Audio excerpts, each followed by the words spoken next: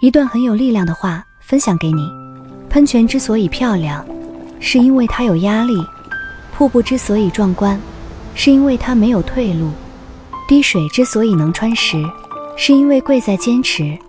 一只站在树上的鸟从不害怕树枝断裂，因为它相信的不是树枝，而是它自己的翅膀。